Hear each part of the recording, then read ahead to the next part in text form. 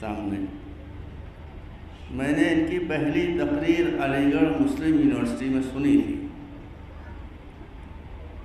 और इनके जौहर वहाँ खुले थे। यहाँ तो बहुत ही मुख्तसर तकरीर की उन्होंने।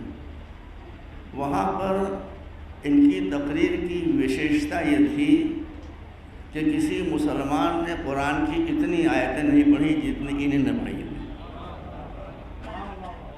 ये आपको खाली भारत में दिखाई देगा, हमारे देश में दिखाई देगा, हिंदुस्तान में।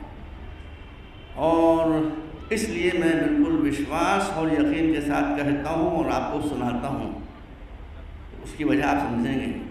ये हिंदू हो सकते हैं मगर जालिम नहीं हो सकते।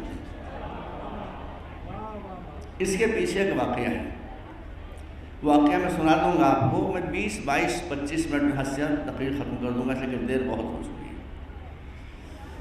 मैं अभी एक इंटरनेशनल फेथ कॉन्फ्रेंस थी लेह लद्दाख में, 3 दिन का जलसा था।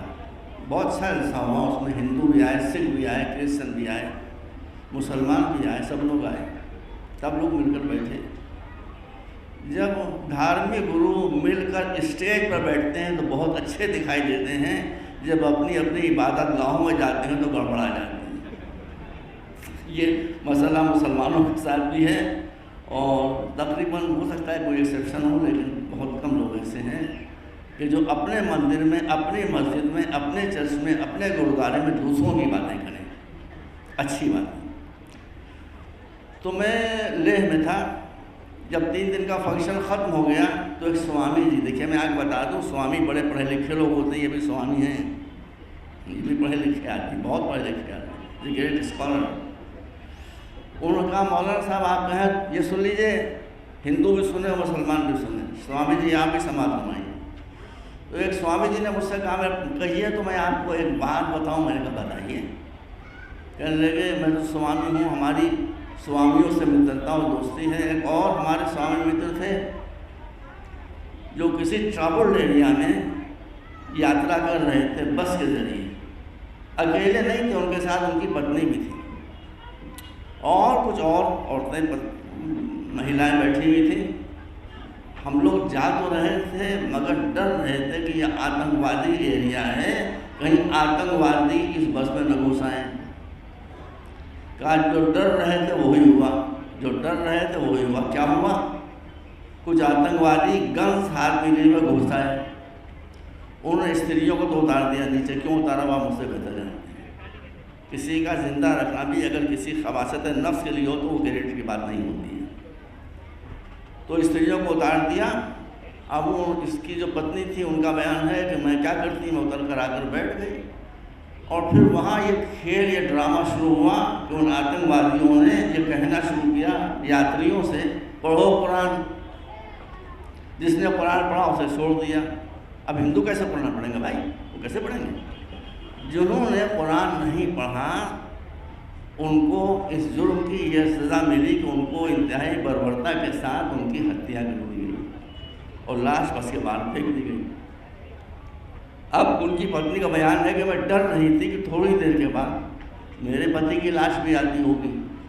मगर सुनिए, मगर वहाँ ये हुआ कि मेरे पति की लाश तो नहीं आई। मैंने देखा कि मेरे पति मुस्कुराते हुए बस से उतरते चले आ रहे हैं।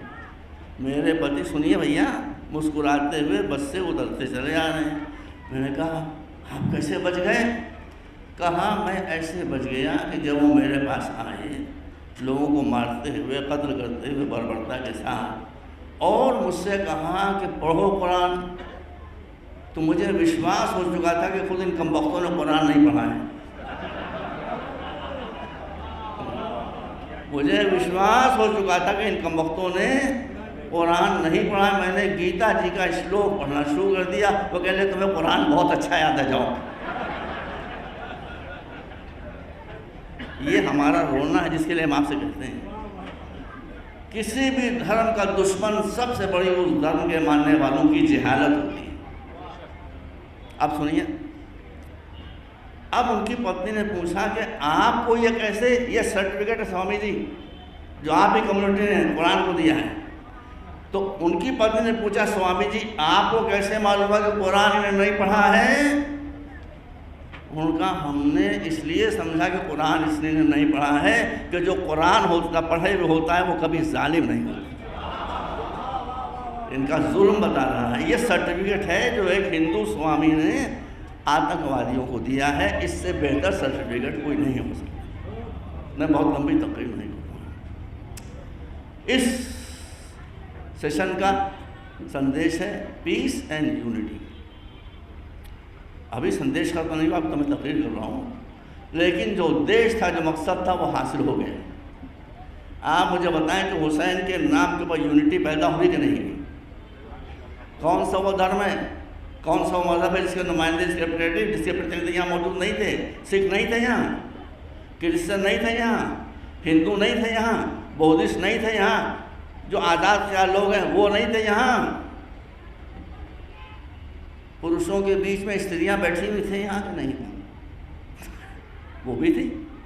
तो इसका मतलब मैं एक चैलेंज करना चाहता हूँ। ये तो एक समझिए एक रिप्रेजेंटेशन है मुख्तलिफ कम्युनिटीज़ का, मुख्तलिफ धार्मिक लोगों का, लेकिन इससे ये मैसेज आता है कि हुसैन की ज़ात वो है कि जहाँ पर आकर सब यूनाइटेड हो सकते हैं।